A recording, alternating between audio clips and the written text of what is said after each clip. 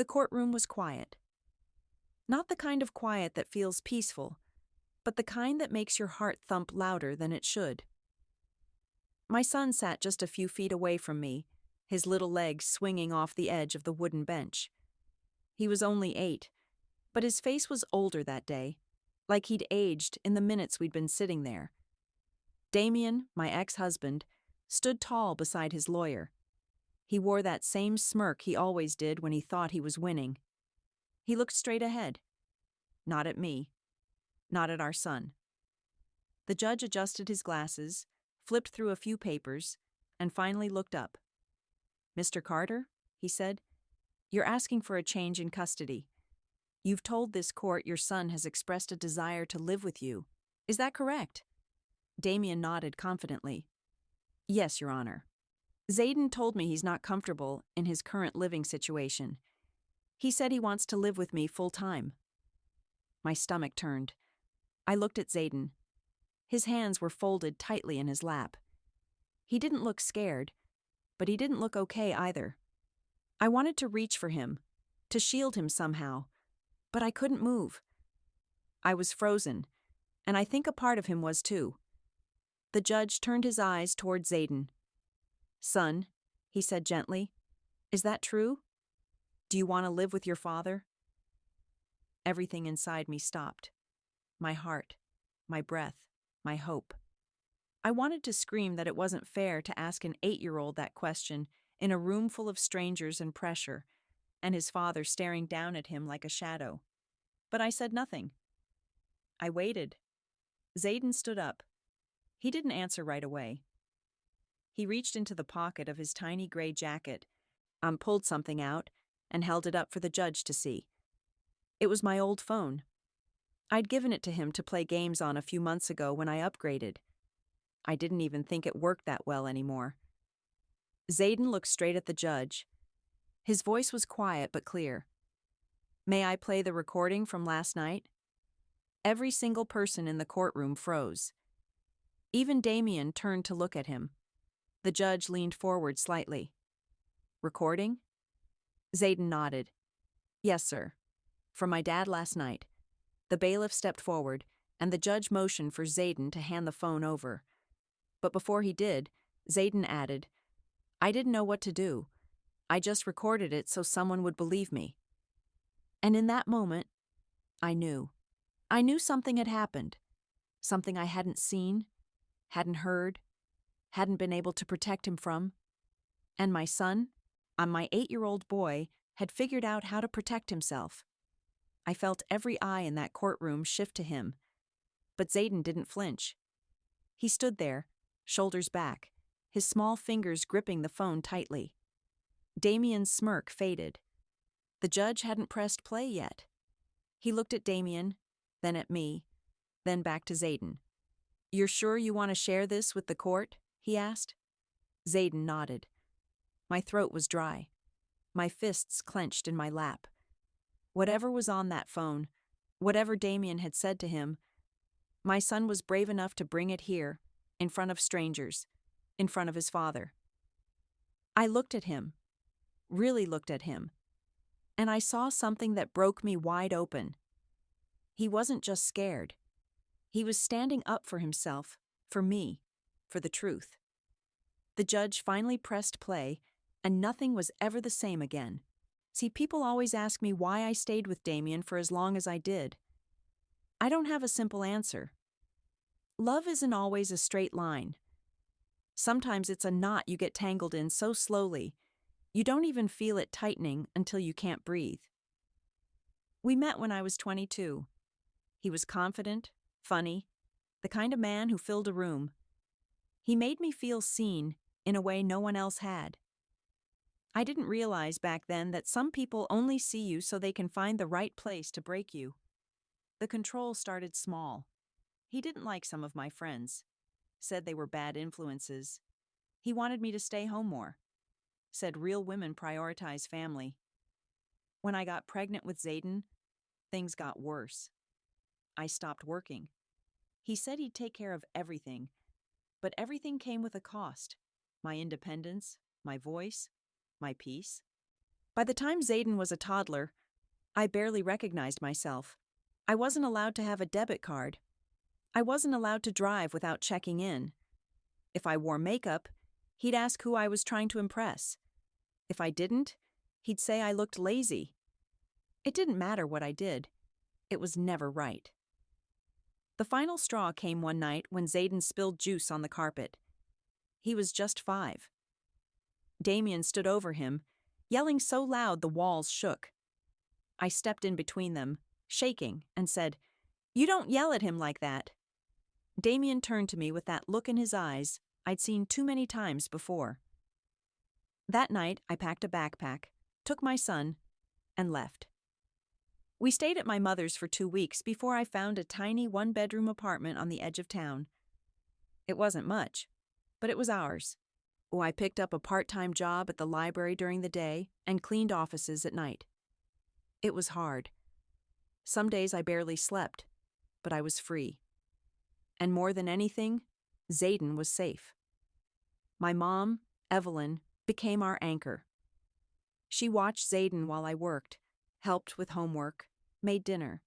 She'd been quiet when I was with Damien, but after we left, she told me the truth.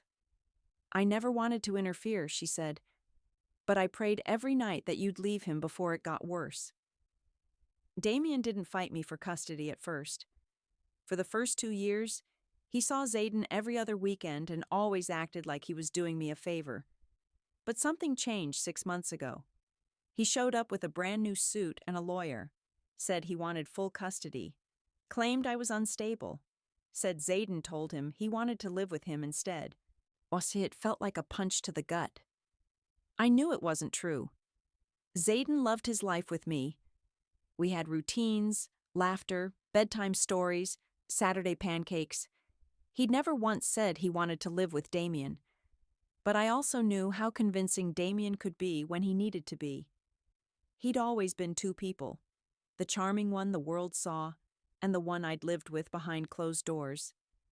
The weeks leading up to the hearing were filled with stress and questions. Zayden started having trouble sleeping. He clung to me more, asked strange questions about courts and judges. One night he crawled into bed with me and whispered, "What if someone lies and people believe them?" I turned to face him and stroked his hair. "Then we tell the truth," I said. "That's what we do, even when it's hard." He nodded, but he didn't say anything else. I didn't know it then. But he was already carrying the weight of what Damien had said to him. He was already preparing to tell the truth when it mattered most. The morning of the court date, he put on the gray jacket Evelyn had ironed the night before. He asked me if he could take the old phone I'd given him. I said yes without thinking much about it. He'd been using it to play music and little games. I never imagined that phone would be the key to everything. In that courtroom, with Damien's lies echoing through the air and the judge staring down at us like he was weighing the future on a scale, I sat there praying. Not for the court to believe me, not even for justice. I prayed for my son to feel safe enough to speak his truth. And somehow, even at 8 years old, he did more than speak it. He proved it. The day Damien's lawyer served me with the custody papers, I dropped them in the kitchen sink and threw up. My hands were shaking so badly I could barely grip the edge of the counter. Zayden was at school. I had 4 hours to pull myself together before picking him up. 4 hours to figure out how I was going to survive another war with the man I had barely escaped. I called my mom first. She came over with chamomile tea and her old file folder full of legal notes from when she went through her own divorce. She sat me down, took my hand and said, "This is going to be hard, but it's not impossible. You have the truth on your side, and you have Zayden." Zayden. That's what terrified me the most. He was only 8. He didn't understand courtrooms or custody. He just wanted to play soccer after school and eat chocolate chip waffles on Saturday mornings. I didn't want to drag him through this, but I didn't have a choice. At first, Damien was calm. Too calm.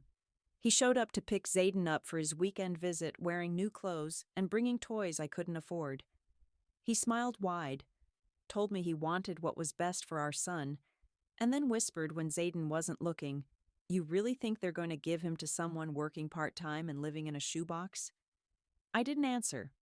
I closed the door and sat on the couch for 2 hours, staring at the front door like it might not open again. But it did. Zayden came back quiet.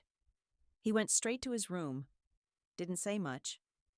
Over the next few weekends, the silence grew. He stopped talking about what he and Damien did. He flinched when I asked how it went. One night, I heard him crying into his pillow. I sat at the edge of his bed and asked what was wrong. Is it bad to not want to live with someone if they're your dad? I froze. No, I said. It's not bad to want to feel safe. He rolled over and looked at me. What if he gets mad if I say that? I wanted to tell him not to worry, that the judge would listen, that everything would be okay. But I couldn't lie to him. I just held his hand and said, "No matter what happens, I will never stop fighting for you." 2 weeks before the hearing, Zayden started asking questions. What did a judge do? Who got to talk? Would he have to speak? I explained it as gently as I could, telling him the judge just wanted to understand what was best for him. He nodded like he understood, but he was scared. I could see it in his eyes. Then came the last weekend visit before court. Damien arrived in his SUV too early, like he was trying to catch us off guard. Zayden didn't want to go. He clung to my side and said he had a stomachache. I almost kept him home, but Damien stood there on the porch, arms crossed, staring at me like he dared me to say no. Zayden walked out slowly. I watched from the window. They didn't know I could see them. Damien leaned down, his face inches from Zayden's, and spoke low and fast.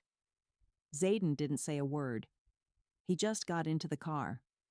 When he came back Sunday night, he wasn't the same. He was quiet, withdrawn, too calm for an 8-year-old. He didn't eat dinner. He just sat on the floor in the living room messing with that old phone I had given him. I asked if everything was okay. He nodded, said he was tired, and went to bed early. That was the night before court. I didn't sleep. I lay in bed staring at the ceiling, wondering what Damien had said to him, wondering if he had threatened him. I had no proof, just a feeling, a sick one I couldn't shake. The next morning, Zayden put on his jacket and asked for the phone again. I asked him why. He shrugged and said, "I might want to listen to music." We drove to the courthouse in silence. My hands were white-knuckled on the steering wheel. Zayden sat in the back, staring out the window. I glanced at him through the mirror. His face was blank, but his fingers were tight around that phone. When we walked into the courtroom, Damien was already seated with his lawyer. He turned and smiled at me like we were old friends. My stomach tightened. The judge entered. The bailiff called the room to order. Papers shuffled. Lawyers murmured. And then Damien stood up and said it. "Zayden told me he wants to live with me. He said he doesn't feel safe with his mother." I stopped breathing. My hands curled into fists in my lap. I didn't dare look at Zayden. Then the judge turned to my son and asked him, "Is that true?" Zayden stood up slowly, quietly. He reached into his jacket pocket, pulled out that old phone, and held it out. "May I play the recording from last night?" The judge looked at Zayden, caught off guard by the request. He tilted his head slightly, lowering his reading glasses to see the phone in Zayden's small hand. "What is this recording, son?" he asked. Zayden didn't stutter. His voice wasn't loud, but it was steady. "It's from last night. My dad said something, and I didn't know if anyone would believe me. So I recorded it." The courtroom was still. Even Damien stopped whispering to his lawyer. He leaned forward, staring at the phone like it had betrayed him. He leaned forward, staring at that phone like it had personally betrayed him. And in a way, it had, because Damien had spent months building a story, a careful, calculated story about a mother who was unstable, a mother who couldn't provide, a mother whose son was begging to escape her. He had rehearsed every line. He had coached every witness. He had walked into that courtroom like a man who had already won. He hadn't counted on an 8-year-old with an old phone and the quiet, terrifying kind of courage that most adults never find. The judge motioned to the bailiff, who carefully carried the phone to the bench. The courtroom held its breath. Even the lawyers on both sides had gone completely still. I remember the sound of the air conditioning humming above us, the creak of a wooden chair somewhere behind me. Everything felt slow, like the world had shifted into a lower gear just for this moment. The judge put on a small speaker that sat on his bench. He pressed play, and then we all heard it. Damien's voice filled the room first. Not loud, not angry. That was the thing about Damien. He was never loud when he was being the most dangerous. His voice was low, controlled. The voice of a man who knew exactly how much pressure to apply before something broke. "Zayden, look at me." A pause. I said, "Look at me." You could hear the shift in the recording. A small shuffle. Then Zayden's voice, thin and careful. "Dad, I don't want to... I'm not asking what you want. I'm telling you what you're going to say tomorrow. You're going to tell that judge you want to live with me, that you don't feel safe with your mother, that she yells at you, that she forgets things, that you're scared of her." Another pause. Longer this time. But that's not true. The courtroom made a sound I can only describe as a collective exhale, like 20 people breathing out at the exact same moment. I pressed my hand over my mouth. My eyes were burning. Damien's voice on the recording didn't miss a beat. It doesn't matter if it's true. What matters is what you say. And if you don't say it, if you mess this up for me, you won't see your grandmother anymore. You won't go to that school anymore. Everything your mother built, I'll make sure it falls apart. You understand me? Silence. "Do you understand me, Zayden?" And then, very quietly, Zayden's voice said, "Yes, sir." The judge reached over and pressed stop. The silence that followed was not like the silence at the beginning of that hearing. This silence had weight. It had teeth. It pressed down on every single person in that room. I looked at Damien. His face had gone completely blank. That smirk, the one he'd worn every time he thought he was winning, was gone. Just gone. Like someone had erased it. His lawyer leaned in and whispered something urgently in his ear. Damien didn't respond. He just stared at the speaker on the judge's bench like he couldn't quite believe what he was hearing. My son sat down slowly, and for the first time that morning, he looked like an 8-year-old again. Small, tired, like he'd been carrying something for a very long time and had finally been allowed to set it down. I wanted to go to him right then. I wanted to hold him so badly, it was physically painful to stay in my seat. The judge took off his glasses. He set them on the desk in front of him. He looked at Damien's lawyer first, then at Damien. "Counselor," he said, "I'd like to hear your client's explanation." Damien's lawyer cleared his throat. "Your Honor, we would need time to..." "Take a moment," the judge said. His voice was not unkind, but it left no room for argument. Damien leaned in, whispered. His lawyer shook his head. Damien's jaw tightened. His lawyer shook his head again, and I realized in that moment there was no explanation. There was no spin to put on this. There was no version of that recording that made Damien look like anything other than what he was. A man who had tried to use his own child as a weapon. To everyone watching right now, I need to stop here for just a second, because something about this story hit me personally when I first heard it. You know what's wild? My mother told me nobody would watch a channel like this. She said stories about ordinary people, not celebrities, not influencers, not people with millions of followers, just wouldn't find an audience.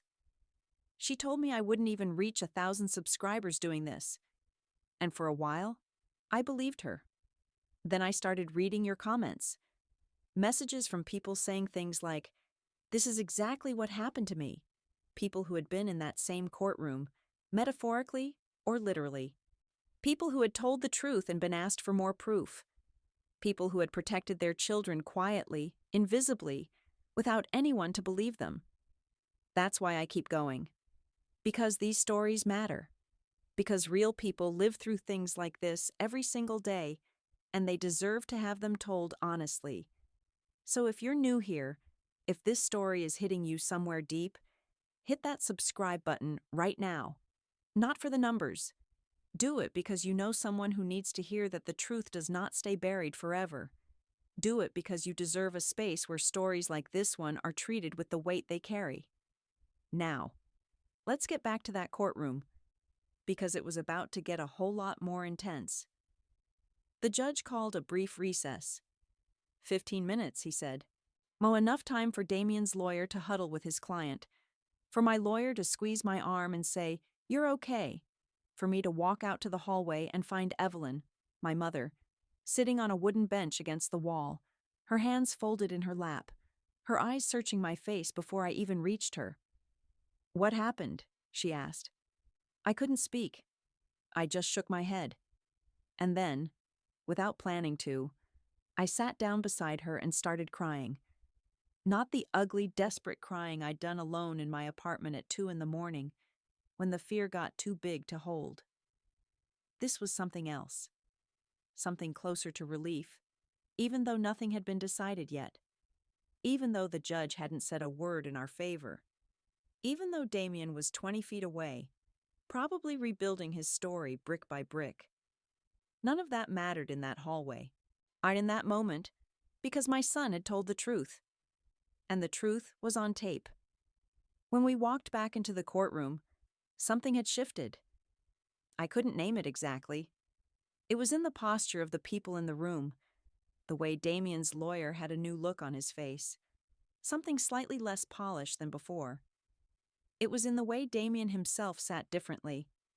His shoulders weren't as square. He was leaning slightly forward, like a man bracing for impact instead of preparing for victory. The judge returned, settled into his chair, and looked at Damien directly.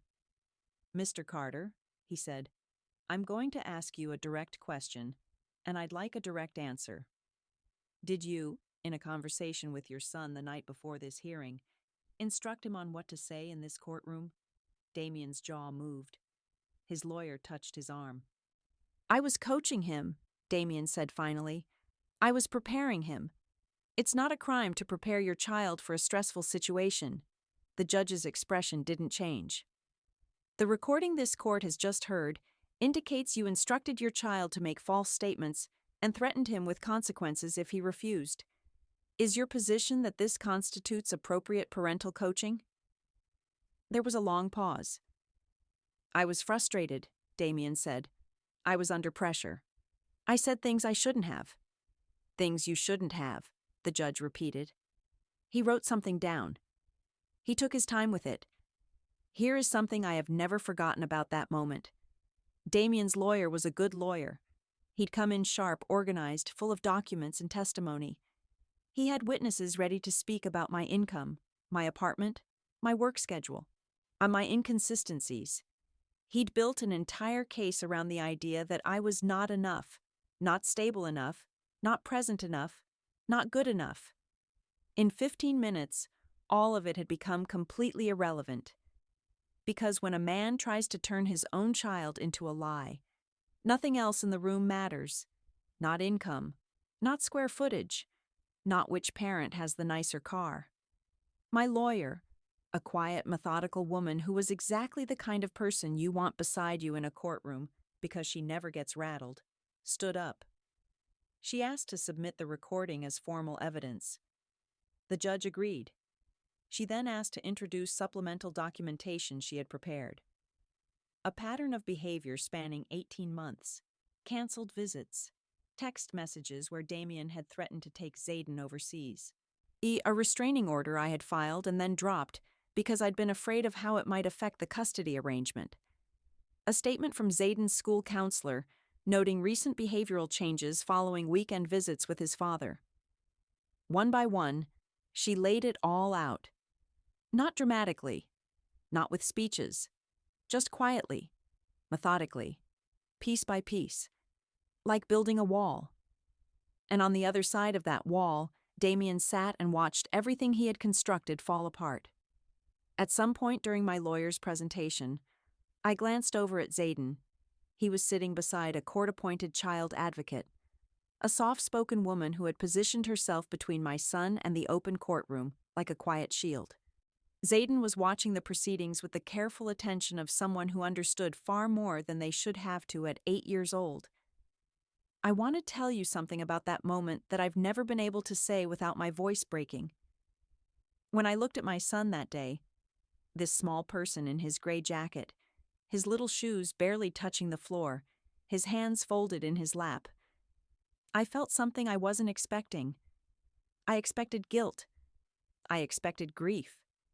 I expected the familiar crushing weight of every moment I hadn't been able to protect him from his father. But what I actually felt was awe.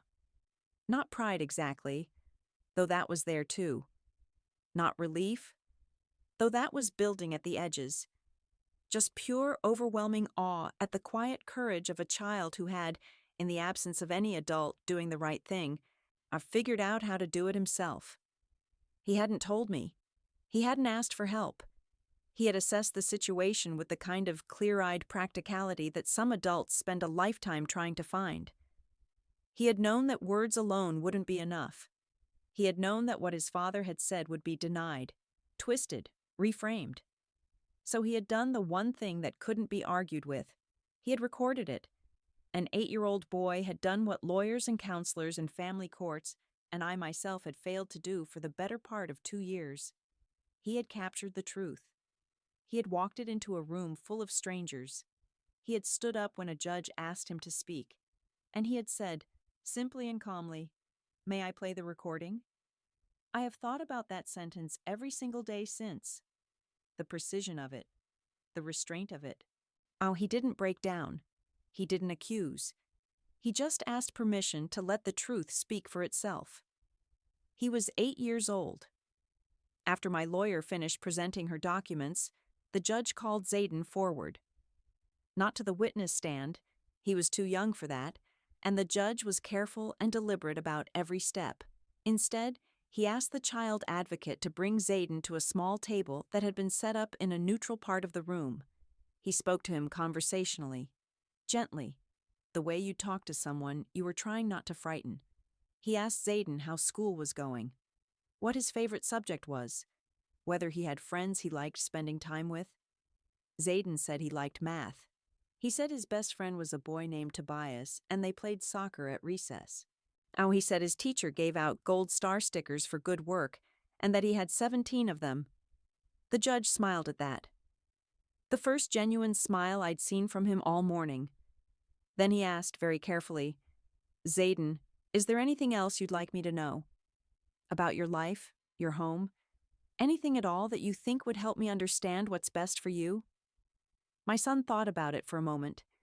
He pressed his lips together in the way he always does when he's choosing his words. Then he said, "I want to stay with my mom. Our apartment is small, but she reads to me every night, and we have Saturday pancakes, and she came to every one of my soccer games, even when she was really tired from work." He paused. "And I'm not scared of her. I've never been scared of her. I lied when I told my dad I'd say that. I didn't want to. But he scared me. So I lied to him. But I don't want to lie in here." Damien's lawyer had nothing. He could have objected. He could have pushed back.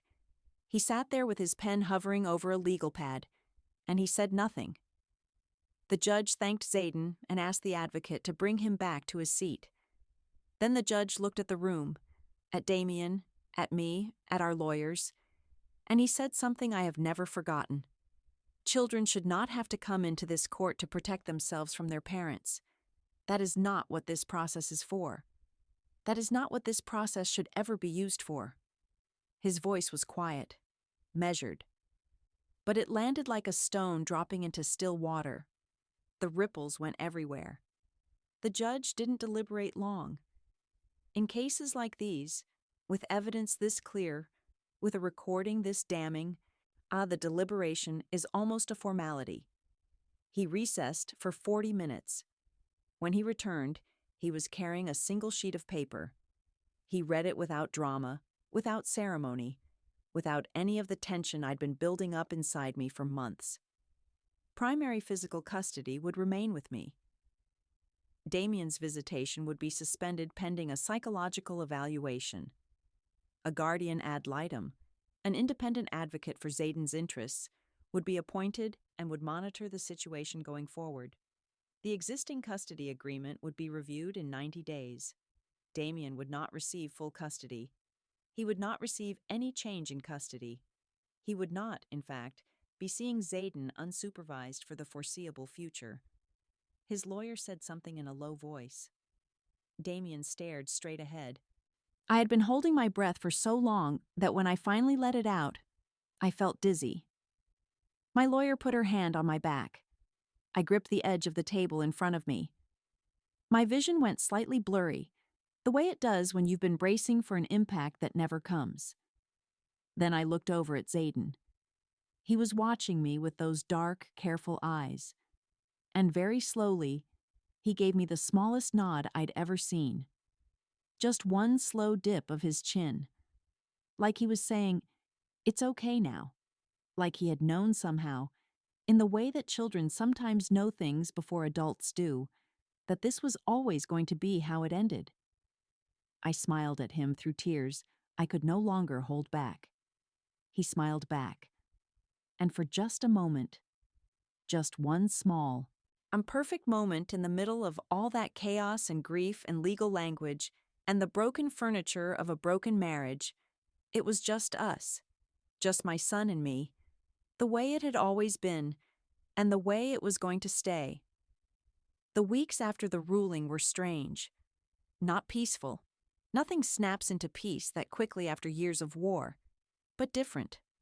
Lighter in a way that took getting used to. Zayden slept better. I noticed it within days. He stopped waking up in the middle of the night. He stopped clenching his jaw at the dinner table. He started talking more, laughing more, bringing home drawings from school and tacking them up on the refrigerator with the enthusiasm of a boy who had been given permission, finally, to just be a kid. One Saturday morning, 3 weeks after the hearing, I made pancakes. The usual stack. The usual chocolate chips. The ritual we'd been doing every weekend since we moved into our little apartment. Zayden sat at the kitchen table with his feet swinging, and he said, completely out of nowhere, "Mom, I'm sorry I didn't tell you sooner." I set the spatula down. I turned around slowly. He was looking at his plate. "About what Dad said. I should have told you. I just didn't want you to be scared." I sat down across from him. I waited until he looked up. "Zayden," I said, "you are the bravest person I have ever known, and you have nothing to apologize for. Nothing. Do you hear me?" He nodded, but his eyes were shiny. "You protected yourself," I said, "and you did it in a way I couldn't have taught you, because I didn't know how to do it myself. You figured it out, on your own, and I don't have words for how proud I am of you." He was quiet for a moment. Then he said, "I didn't want the judge to think you were bad, because you're not. You're really, really not." I got up and hugged him over the table, pancakes getting cold between us, both of us crying a little and laughing a little at the same time. It was the messiest and most perfect moment I can remember, and I think it was the moment I started to believe we were really going to be okay. My mother, Evelyn, came over that afternoon. She brought her jollof rice and a bottle of sparkling grape juice because that is her way of celebrating without making a big deal out of celebrating. She sat at our kitchen table and watched Zayden show her his 17 gold stickers, and she laughed at his jokes. And when she caught my eye over his head, she gave me the kind of look that only mothers give each other. The look that says, "We made it through." I went back to the library the following Monday morning with a different kind of tiredness. The good kind. The kind that comes from having given everything you had. My coworker asked me how the hearing went. I told her. She listened with her hand pressed to her chest, and when I finished, she simply said, "Good. That's exactly how it should have gone." And it was. It was exactly how it should have gone. But here is what I need you to understand, because this is the part that keeps me up at night sometimes, not with fear anymore, but with something more complicated. Something closer to gratitude mixed with sorrow. It should not have depended on a recording. It should not have taken an 8-year-old recording his own father threatening him in order for the truth to be believed. I had told the truth. I had filed paperwork. I had talked to lawyers and counselors and school officials. I had documented things as best I could. And for months, it felt like none of it was enough. Because without hard evidence, it was his word against mine, and courts have a long and painful history of treating a mother's word as insufficient. Zayden's instinct to record, to preserve, to create something that couldn't be denied, that instinct saved us. And the fact that we needed saving at all says something about a system that still has a very long way to go. I don't tell that part of the story to be bitter. I tell it because there are women right now, today, sitting exactly where I was sitting. You who are telling the truth and being asked for more proof. Who are protecting their children and being told they are not doing enough. I want those women to know. I see you. I believe you. And the truth is still worth fighting for, even when the fight takes longer than it should. 6 months after the court hearing, a lot changed. And a lot stayed the same, in the best possible ways. Zayden started playing on a proper soccer league, a real one, with a coach who ran drills in the park on Saturday mornings and gave out team jerseys with names on the back. Zayden got number 7. He wore it to dinner twice before I gently suggested he might want to change into something without grass stains. He went back to sleeping like a child is supposed to sleep. Deeply, completely. The way that only happens when your body has decided it's safe to let your guard down. I used to check on him in the middle of the night out of habit, some parental instinct that never fully switches off. And every time, he was just there. Still. Peaceful. His arm thrown over the edge of the bed, his mouth slightly open, his whole body relaxed in a way I hadn't seen in years. I started writing. Nothing big at first. Just a notebook I kept on my nightstand. A place to put things that had nowhere else to go. Pages about that courtroom. About Zayden's face when the judge pressed play. About what it had felt like to watch my son do something I never could have asked him to do. Pages about Damien, too. Though not with the anger I had expected. More with a kind of sad clarity. Like finally seeing a house for what it is. After you've been standing inside it for so long, you forgot there were other kinds of buildings in the world. And I wrote about what I had learned from my son. That courage doesn't announce itself. It doesn't wait for a perfect moment or a guaranteed outcome. It shows up in a gray jacket with an old phone in its pocket, and it asks, with a steady voice, if it may please play a recording for the judge. Damien completed his court-ordered psychological evaluation. I stopped needing to know the results. That's not information I'm entitled to, and honestly, that chapter of needing to track his every move, it was finally over for me. He requested supervised visitation several months later. I was asked how I felt about it. I said I would follow whatever the court recommended, and that Zayden's comfort should be the only consideration. Supervised visits were approved.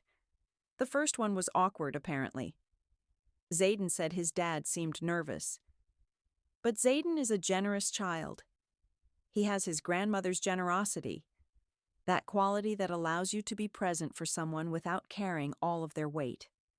He came home from that visit, ate 2 bowls of rice, watched cartoons, and told me a joke he'd heard at school that honestly made no sense whatsoever, but that he delivered with such conviction that I laughed anyway.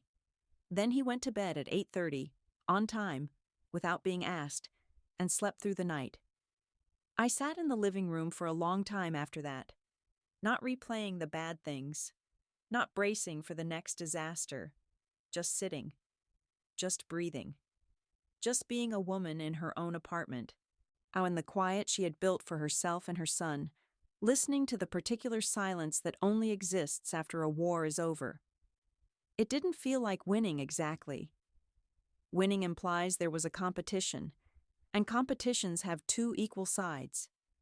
This had never been equal. This had been survival. And surviving isn't winning. It's something quieter than that. Something more permanent. It's arriving.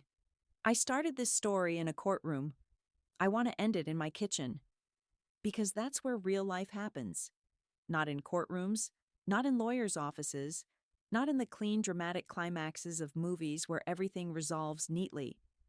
Real life happens in kitchens at 7 in the morning when you're trying to get pancakes right, while your kid argues that he should absolutely be allowed to eat chocolate chips before the batter is ready.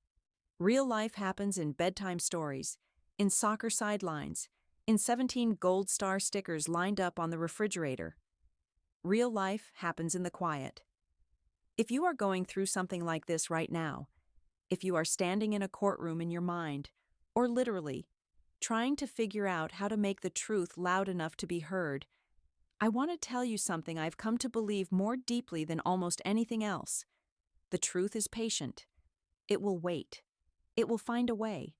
But you have to keep showing up for it, even when it's terrifying, even when the cost is high, even when you are doing it alone at 2 in the morning with shaking hands, and no guarantee that anything is going to turn out the way it should.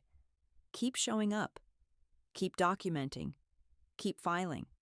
Keep talking to school counselors and advocates and anyone who will listen. Keep building the record, even when it feels like no one is reading it. Because somewhere, at some point, a judge will press play, and everything you have been carrying will finally be heard. My son taught me that.